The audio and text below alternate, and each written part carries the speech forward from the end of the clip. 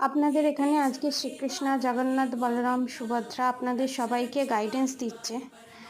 যার লাইফে যে প্রবলেমই হোক না কেন, প্রত্যেক মানুষের লাইফেই প্রবলেম আছে।